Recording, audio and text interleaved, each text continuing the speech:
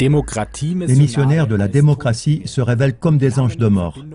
Nom d'ONG occidentales au service des bellicistes globalistes et rapport entre elles. Lors des renversements de gouvernements les plus récents dans le monde, les ONG occidentales, de pair avec divers services secrets, ont joué un rôle central.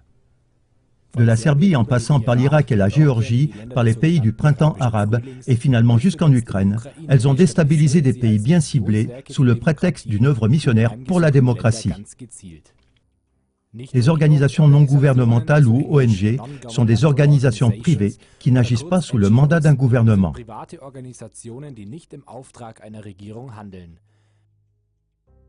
Au cours de ces dernières années, de nombreuses œuvres missionnaires occidentales pour la démocratie ont revêtu un habit d'ONG et dans des pays qui leur déplaisent, elles ont entraîné des opposants au gouvernement, elles ont financé des révolutionnaires dans de prétendues dictatures, elles ont provoqué des soulèvements de masse et ont ainsi préparé le chemin pour des guerres, pour la destruction et la mort.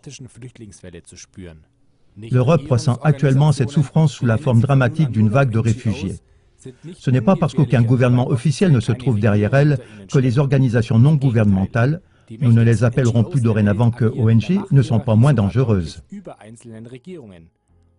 Tout au contraire, les ONG les plus puissantes au monde agissent dans la hiérarchie du pouvoir et même nettement au-dessus de certains gouvernements.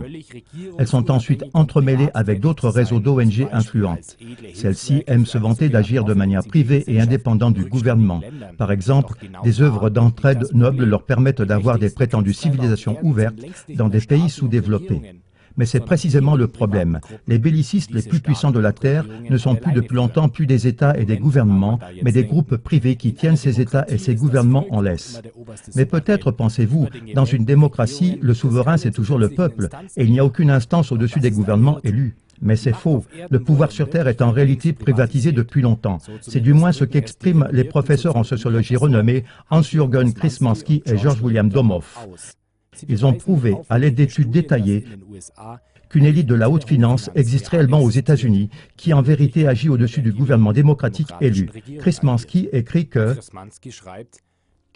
la mise en pratique de décisions politiques et stratégiques cruciales ne serait pas, comme le propage la mythologie publique, le résultat d'un processus parlementaire démocratique qui partirait en fait de l'électeur, du peuple souverain. En réalité, c'est un autre souverain qui décide. Ce sont les groupes qui possèdent le plus grand pouvoir financier. Amenons un peu de lumière dans les ténèbres et divisons ces groupes privés en 5 catégories et classons proprement les ONG de démocratisation. Première catégorie, antichambre, think tanks globalistes. Deuxième catégorie, financement et entraînement. Les ONG de démocratisation en font partie. Troisième catégorie, support rhétorique. Les fondations occidentales pour les droits de l'homme en font partie. Quatrième catégorie, organisation internationale. Cinquième catégorie, front local dans la rue. Ce sont les hommes de main locaux des ONG. Catégorie 1, commençons tout en haut dans la hiérarchie du pouvoir, dans la catégorie antichambre. Là opèrent les soi-disant think tanks, des fabriques de pensée, ou mieux appelons-les communautés de croyances. Pour avoir une vue plus en profondeur, nous allons maintenant prendre notre représentation plus détaillée. C'est un schéma qui nous montre que ces think tanks sont des clubs privés, dans lesquels les plus puissants du monde, la pointe des plus grandes multinationales de la planète et les personnes les plus fortunées de tous les temps se sont associés en excluant tout public. Dans ces temples globalistes de l'ombre, des accords importants sont conclus, sans qu'il y ait le moindre contrôle démocratique ni la moindre légitimation. Il est avéré que ces accords décident des grandes et soi-disant démocratiques orientations à suivre dans le monde, dominées par l'Occident. Selon Krismanski, les think tanks les plus puissants du monde agissent largement au-delà de différents gouvernements et dirigent même le président des États-Unis. Regardons un peu ce qui se trouve dans ces clubs et retenons leurs noms. Toutes ces informations sont publiques et peuvent par exemple être vérifiées sur Wikipédia, situation en 2015. L'Institut Brookings. L'Institut Brookings est considéré comme l'un des plus puissants think tanks du monde. Pour mémoire, plus nous verrons fréquemment des personnes, des entreprises et des organisations dans ce documentaire, plus grand sera le triangle de signalisation jaune en bas à droite dans l'image correspondante.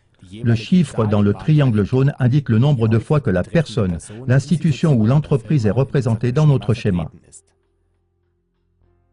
Les banques, assurances et financiers engagés chez Brookings.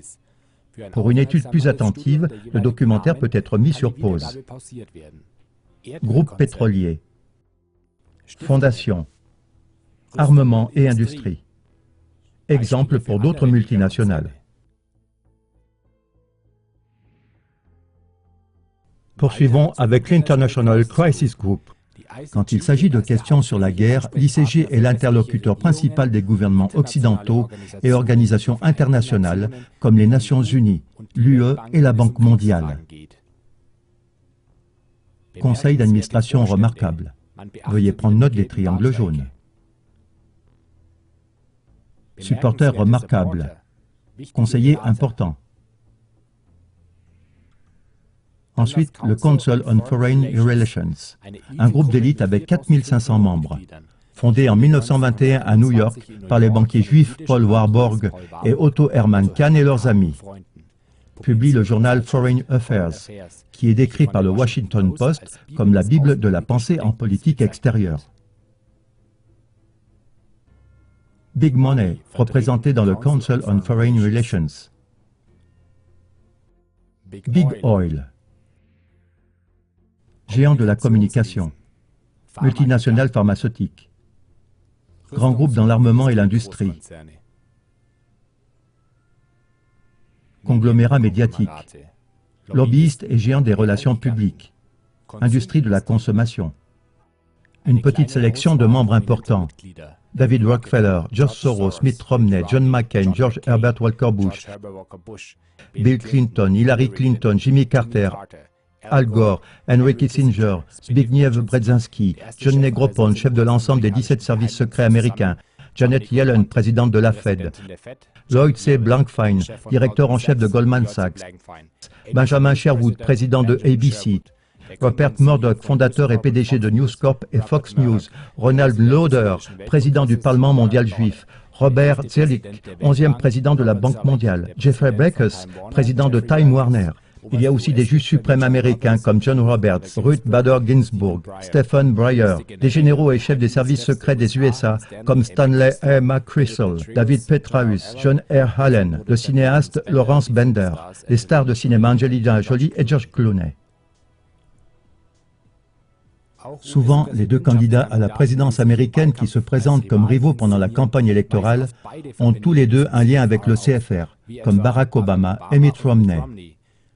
Pour comprendre le pouvoir énorme du CFR, on doit savoir qu'aussi bien les idées que les plans pour les projets de l'ONU, de l'OTAN, de la Banque mondiale, du FMI et le plan Marshall ont été créés directement dans les antichambres de ces communautés de croyances. Cela est vérifiable dans n'importe quel bon dictionnaire. Quel que soit le désir de ces organisations internationales de se présenter comme neutres et globales, elles ne sont en réalité rien d'autre que les fruits des puissants de la catégorie 1. Conclusion. Avec une telle concentration du pouvoir dans un seul club d'élite privée, le souverain, c'est-à-dire le peuple, devrait en avoir le tournis. Le professeur en sociologie George William Domoff de la University of California a dit qu'on ne peut pas estimer assez haut l'importance de cette union du CFR pour la compréhension des motifs principaux et des axes de base de la politique mondiale américaine. Il dit par ailleurs que la plupart des citoyens ne soupçonnent même pas l'existence d'une telle instance. Venons-en à la Chatham House. La Chatham House est la secte britannique partenaire du CFR américain et compte 75 multinationales et 2770 membres. Elle se trouve sous le parrainage de la reine Elisabeth II. Ses projets clés les plus importants sont financés et sponsorisés par la Fondation Rockefeller, la Fondation Bill et Melinda Gates, la Fondation Konrad Adenauer, l'OTAN et l'UE. Les journaux publiés par la Chatham House International Affairs et The World Today comptent parmi les principaux organes spécialisés de la politique internationale. Big Money et Big Oil. Médias. Industrie de la consommation. Fondation. Géant de la communication. Autres branches industrielles. Multinationales pharmaceutiques. La Chatham House ne brille pas par sa transparence. La règle de Chatham House est une clause de confidentialité qui est aussi valable lors des conférences Bilderberger et dans le Council on Foreign Relations, mentionné tout à l'heure. Elle stipule que les participants à des réunions internes n'ont pas le droit de révéler de nom ni d'identité. Pour résumer la catégorie 1, donnons encore une fois la parole au professeur émérite en sociologie à l'Université de Münster, Hans-Jürgen Krzymanski. Ces groupes de discussion politique, think tanks, constituent le noyau du pouvoir politique du système d'influence des élites de l'argent et du pouvoir. Au final, on garantirait ainsi que seules les règles et les lois de l'entité commanditaire sont appliquées. Ce sont donc des think tanks puissants qui décident de la politique occidentale et de ses filiales en Allemagne. Comme par exemple en Allemagne, la Atlantic Brücke, qui compte des personnes comme Angela Merkel, Joachim Gauck et le présentateur de ZDF Klaus Kleber, etc. Ou bien la Société allemande pour la politique extérieure. Ces deux filiales exécutent ensuite volontiers et avec empressement ces instructions venant d'en haut.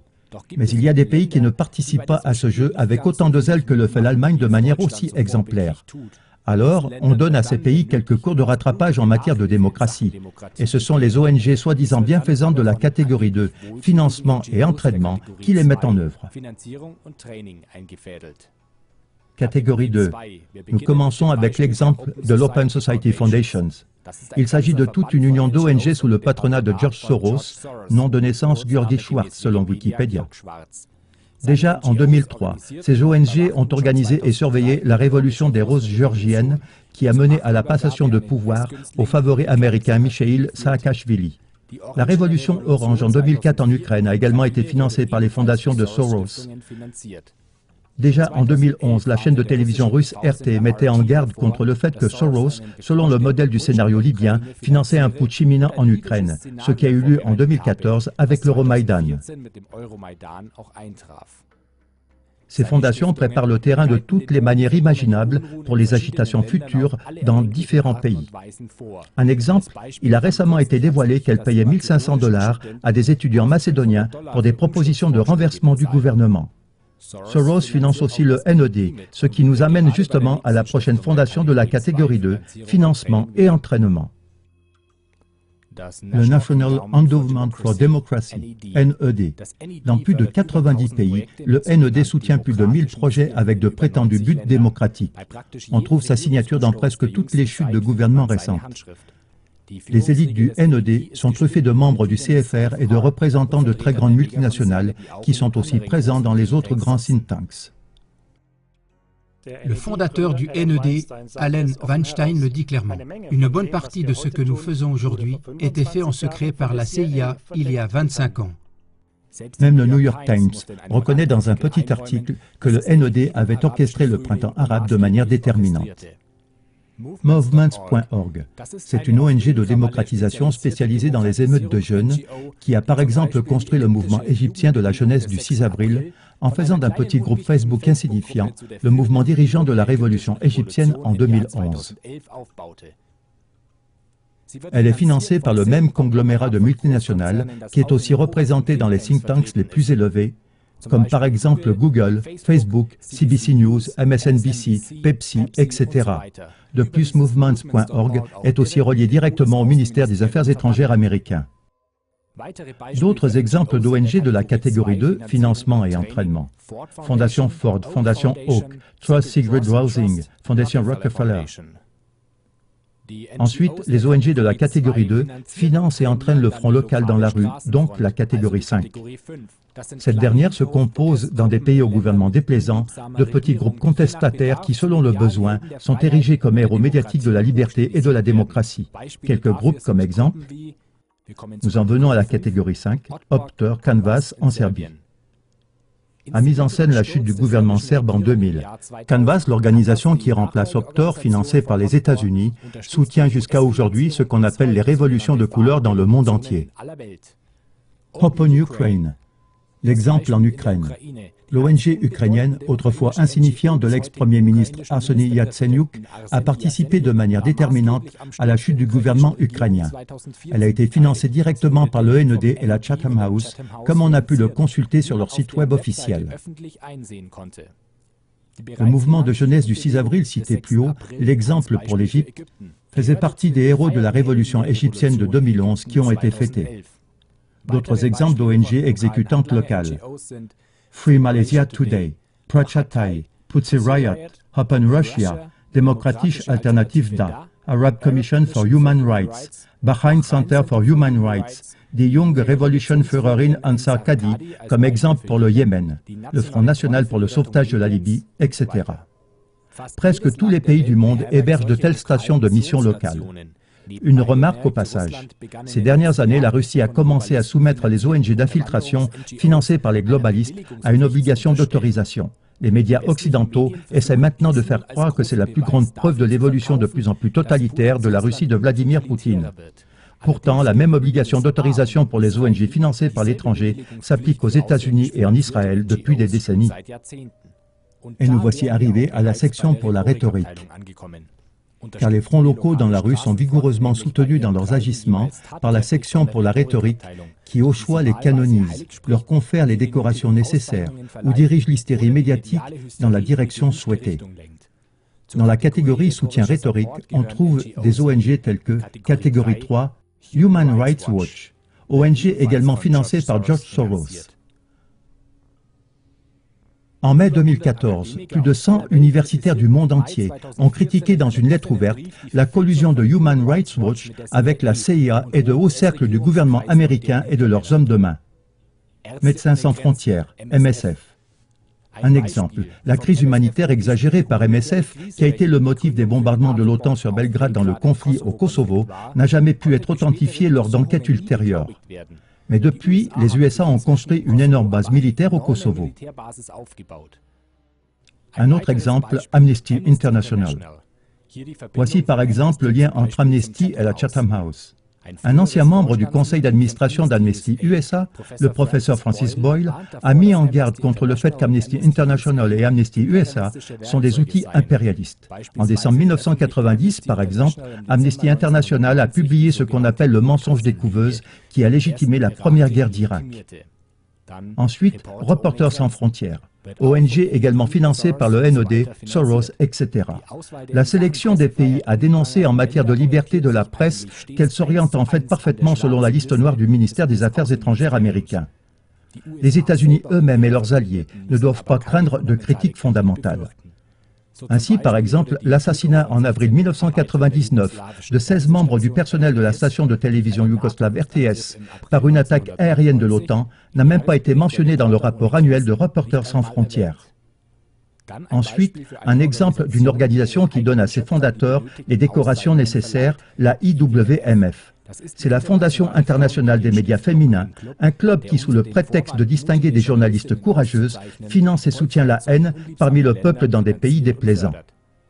Nous allons nous permettre ici de jeter un coup d'œil plus en détail sur les entreprises et organisations impliquées, car nous les connaissons déjà. Conclusion. À quel point un gouvernement se trouve derrière une ONG? Cette question semble devenir presque insignifiante au vu de tous ces noms de personnes privées, toujours les mêmes. En fait, la question qui est devenue centrale aujourd'hui est combien de pouvoirs privés se trouvent derrière un gouvernement? Comme nous l'avons montré, il existe des communautés de croyances totalement privées dans lesquelles s'ébattent les personnes les plus riches et les plus puissantes de la planète et qui disposent du destin de nations entières, de la guerre et de la paix sur notre terre comme si c'était un jeu. Alors qu'elles ne sont elles-mêmes aucunement légitimées démocratiquement, leur doctrine du salut par la démocratie laisse derrière elles des pays entiers en ruine. Nous ne prétendons aucunement que notre énumération soit complète, et elle peut volontiers être complétée. Aidez-nous à faire cela. Souvenez-vous aussi des noms et entreprises cités dans cette émission. Vous verrez ainsi les informations quotidiennes sous un autre angle. Pour finir, il reste encore une question. Dans ces think tanks d'antichambre suspectes comme la Brookings Institution, International Crisis Group, le Council on Foreign Relations ou la Chatham House, quelles sont les personnes qui en interne donnent vraiment le ton? Car chaque église a son chef et chaque secte a son gourou. Le monde a le droit de connaître leur nom exact prouvé par des sources solides. Des rapports sur ce sujet venant de personnes de l'intérieur et de démissionnaires seront les bienvenus. Contactez-nous.